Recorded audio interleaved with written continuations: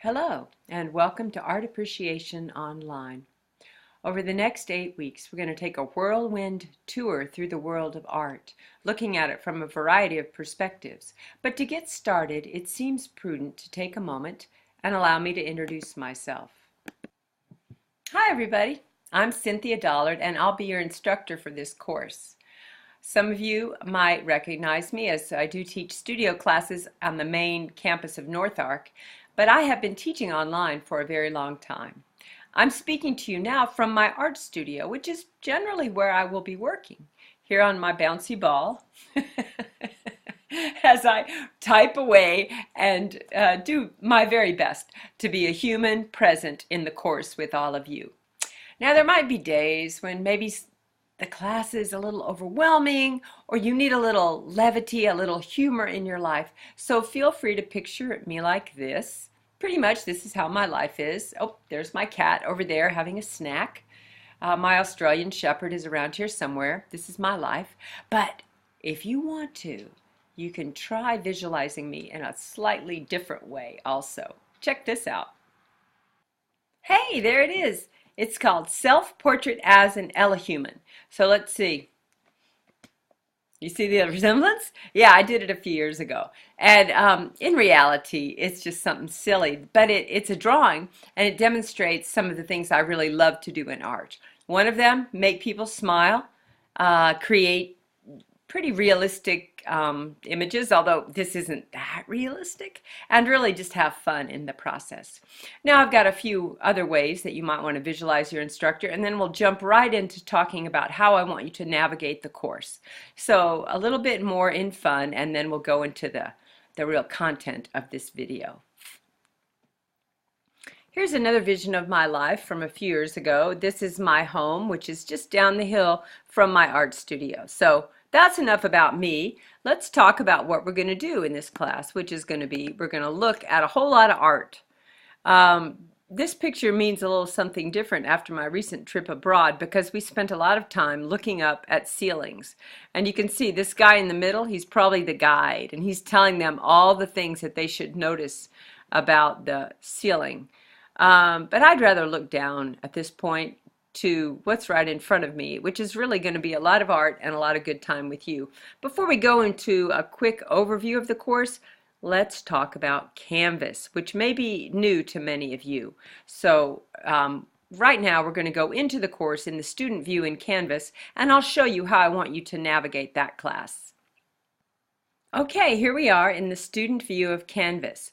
Now you should be able to get this far into the course, and what you're looking at now is the course home page. I expect you to really start here every time you get into the course. And I discourage you, please do not just use the calendar within Canvas, because some of your assignments will not show up there. So what you need to do to have success in this course is to do as I ask, which I'll go through now. So you always enter the home page first. And when you get there, scroll down. Generally, I put notes that change, notes that I update up here at the top of the page. So even if you've been in earlier in the week, quickly read through this to make sure that you are up on all of course announcements. Now, this is my introduction to this week's lesson. I will change this every Monday. And down here, you can find links to the course material. Another way to get into the course material is to come here to the sidebar where it says modules and open that. Come on, computer, there we go. So what we have here is your modules for the first couple of weeks. Now, one of the things that we'll see, and my apologies for scrolling. First, let me back up a moment. Each week, you will begin and end the week on Monday. Assignments are due by Monday at midnight. Each week, you will have a discussion question, reading, and assignments within the module. So you can count on that. In the module, we have Module 1 right here, ending on June 3rd. Everything must be turned in by midnight. What I suggest you do is you open the first intro. Let's do that. And this is going to tell you what I really want you to learn within the module. Okay, now you can come down to the bottom and you can click Next, and that will take you to the next page in the module. But to avoid confusion, I often just go back to the modules page. Here we were just here. Here's the videos. Now the videos are really a wonderful tool for the course, and I encourage you to watch them all. You will have some test questions here and there on the videos, but really what I'm wanting to do is to engage you and let you actually have fun learning about art. Now this is a syllabus quiz, which tells me that you've been in the course, and then what we have next here is your additional assignments. There are 3, okay? And they all need to be done in addition to the weekly material. Now the art field trip, well, both of these are really a lot of fun. And they both allow you, this one allows you to go out in nature and make a work of art, and this one encourages you to go to a museum or a gallery. Some of you have said that you've never been to a museum. Well, this is your opportunity to do it. I encourage you to start now and plan your trip. And on this art field trip, if you end up doing something over the 4th of July holiday, for example, and you want to postpone turning this in, mostly what I want is for you to get to a museum. Doing something online instead of going to an actual physical venue will lower your grade. If you have no access to a vehicle to get there, maybe you can interview an artist or find a local gallery to visit, and that will be fine also. Let's go on down into Module 2, because now we're entering the regular rhythm of the course. And what you'll see here is that there are 2 chapters. There's going to be 2 chapters and 1 discussion question every week. We're in the double time session. So we're taking our 15 weeks of study and we're condensing it into 8 weeks. And that's why you have these 2 chapters. What I suggest is that you find a time early in the week to do the first part of Module 2, Chapter 2, and that you find time a little bit later in the week to do Chapter 3. Then maybe it won't be quite so overwhelming. And really the reading is generally 27 to 30 pages a chapter.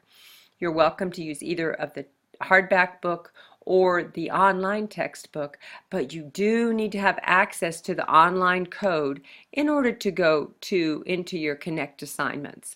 Now, rather than use this time to open these, go ahead and register with Connect and go into them, and you should be able to find your way around. If not, please feel free to send me an email. When you do get into Connect, you'll see on the right side of the page is the electronic textbook, and you might want to use that for the course. So the only other thing I'm going to look at here is the discussion module. Now you can access this as I just did, but also all you need is here on the side of the page. This here, McGraw-Hill Connect, once you are registered, that's how you will get into the course. Oh, but look, I don't see a discussion. Let's try again. Here we have this. Most of you have done this already, but if not, you'll come into the discussion, read my question. By the way, I'm on an old computer. That's why this little prompt keeps coming up. So introduce yourself, and what I want you to do in your reply is to respond to me, as Noah has done so beautifully, and to respond to 2 of your classmates. Okay? If you have any other questions about this, if it's not working for you, please do send an email. And now let's get back into our course overview. There's Canvas for you. It's a wonderful platform. I do want to say, even if it's new, it seems confusing. I have taught in Canvas now for about 6 years at another school.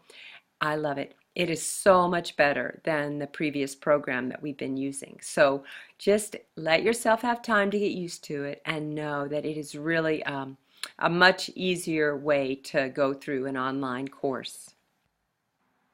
So the first thing that we're going to be looking at is the age-old question, what is art?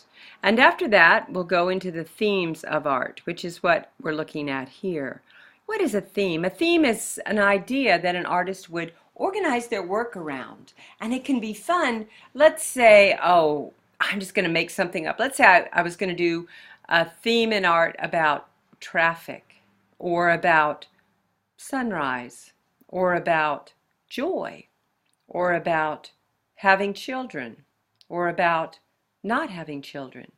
You see, every time I bring up a theme, it's a seed for images and ideas. Same thing works with an author when they're trying to write something. All right, next we're going to look at visual elements. The visual elements are the common language that we use to speak about art. Now, for the visual elements, you want to remember them. Oh, look, there's my dog. All right, well, the dog is quiet now. I thought you'd all want to meet her. Let's see, the visual elements, that's what we were talking about. That's a way that we organize, it means like visual elements, shape, color, value in the terms of light and dark, line, mass, motion, etc. So these are going to be actually the guidelines for your final project also. So be sure and learn these, as you can use them in upcoming papers, in how you look at art, and also, again, how you organize your own art, how you think of what you're going to do when you do a work of art. Now, next up we have, what is next? Let me see. Ah, yes. The principles of design.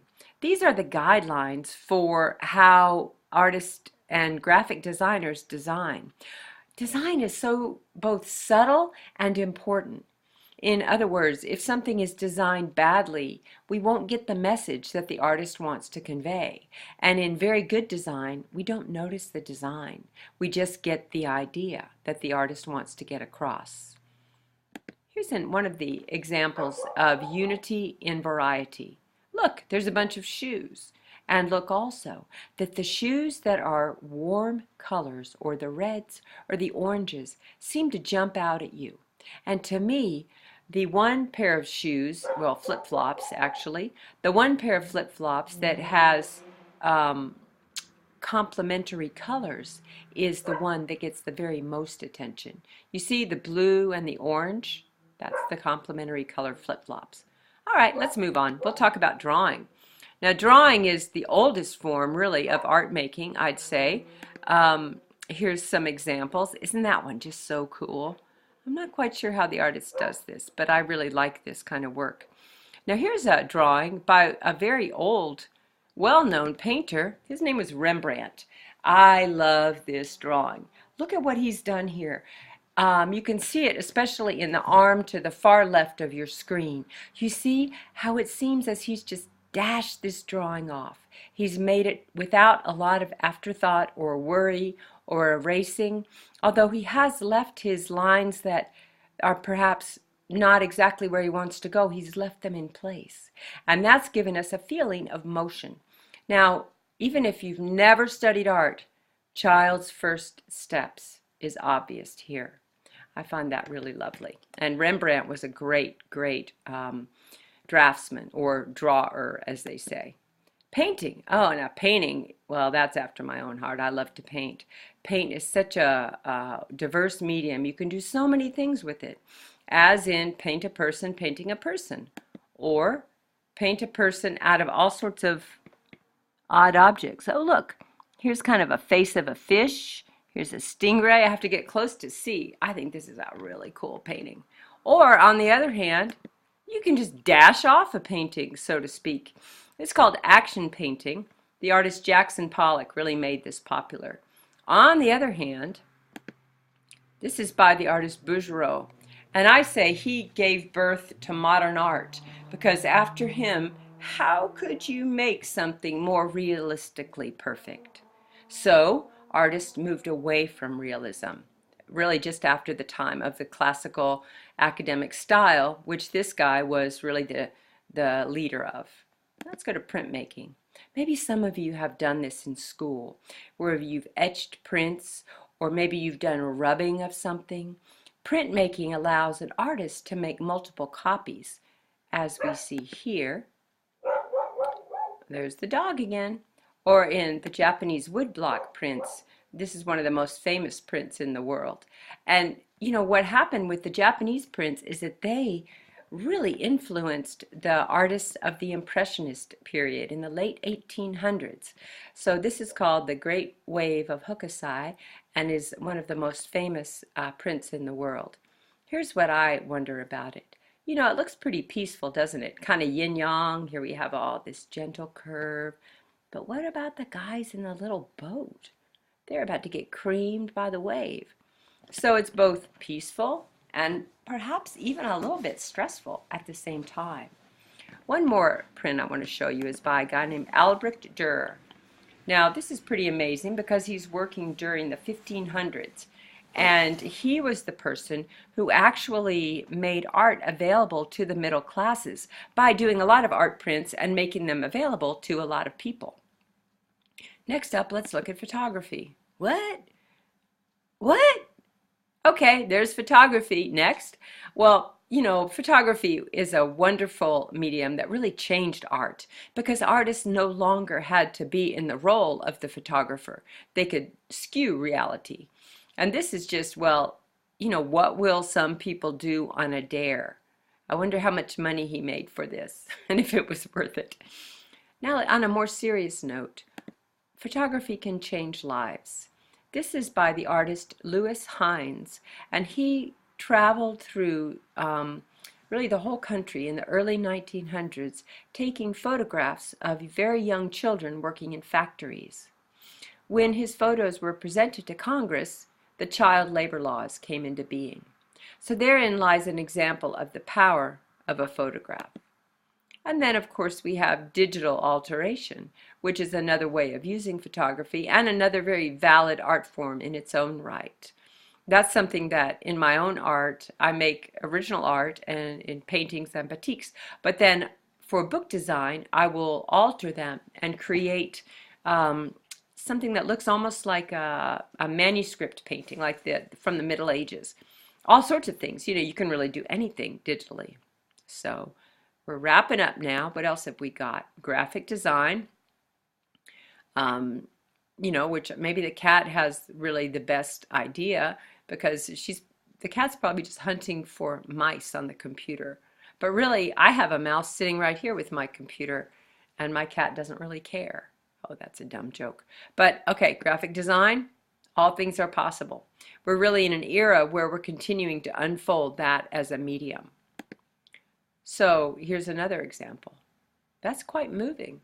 Look at how this artist has taken this image and created an image that is both interesting in that it's kind of an impossible image. How would it stand up? It's created digitally. But also it's very thought-provoking as we contemplate the great preciousness of our life. At least that's how I look at it. Now, lastly, we have sculpture. One thing that's really interesting about sculpture is that not only is it the positive shapes, it's the negative shapes. How does the sculptor sculpt the air between the object? That's really key to a sculpture, and it's something that can be fun to look at. Although some sculptors just like to be a little silly, okay? Those are some pretty big clothespins. It looks like that was a lot of fun to do and probably a big challenge. Now we have the art and ritual of daily life. How does art, how do we use artful objects in our daily lives? For many years I did a lot of art shows, big shows around the country, and I was able to come in contact with so many wonderful artisans who carved spoons and ladles or were potters or weavers. And there's a whole tradition there that even though it's not as prominent as it was before the Industrial Revolution, before we got a lot of factories, there is still a strong movement to continue to make art by hand. In fact, now people are craving that, I think, and we have a resurgence. Lastly, let's look at architecture. This is in Dubai, and there's several of these buildings that I gotta say, this one makes me nervous. Even though I know it's really well built, I don't think I'd want to live or work out on that floor. But that's part of the tension, I guess, the artist's tension. Now, one of the things that we look for in traditional architecture is a feeling of balance and solidity, and this artist has really turned that on its head. On the other hand, this has the feeling of stateliness and balance that we find in classical architecture. And lastly, the ideas are limitless. Your vision is your own vision. Your ideas are unique and are important. And what we're going to do in the next 8 weeks is we're going to move double time, so stay up or stay in touch. And we're going to explore the wide world of art. And hopefully all of our lives, including mine, will be enhanced in the process. All right. Thanks for listening.